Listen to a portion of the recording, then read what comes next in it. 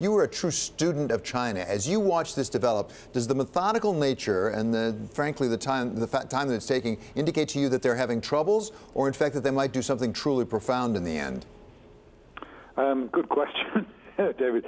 I mean, I think if there was something truly profound in the pipeline, I actually wonder why the negotiations are still going on, because actually, if you remember, these negotiations were hatched at the G20 in Buenos Aires at the end of last year.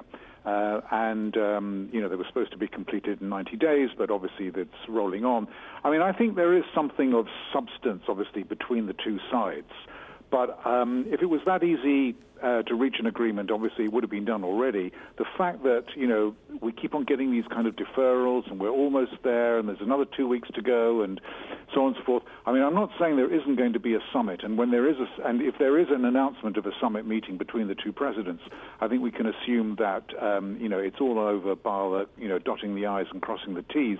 But I do think, as your package before suggested, that the really contentious issues about when the United States might lift tariffs on Chinese goods, the circumstances when that might happen, the details about whether there's going to be any relief on intellectual property, tech transfer, and enforcement. I think these things we'll have to scrutinize these very carefully, because both sides want a deal, but I don't think that these contentious issues are really going to be addressed properly.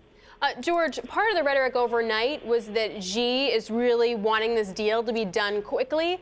What do you make of something like that, if that report is true?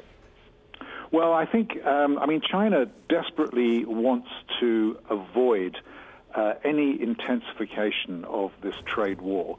It's quite likely that the Chinese economy is actually stabilizing at the moment because they've passed tax cuts, quite considerable tax cuts actually, which look like they're having an effect, along with some infrastructure spending boosts as well.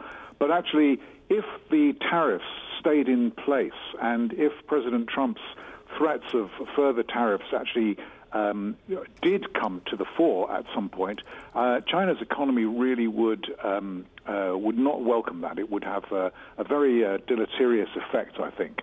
So I think Xi Jinping is very keen to tie up a deal, but he wants everything tied up and nailed before the two presidents meet, because I think he knows that if it isn't, then it's quite likely that, to put it colloquially, that that the president or the U.S. administration might pull a fast one on him, and then then the summit might break up, and they may not agree anything. So he definitely wants to nail everything down beforehand. And I think when it comes to purchases of U.S. products like soybeans and pork,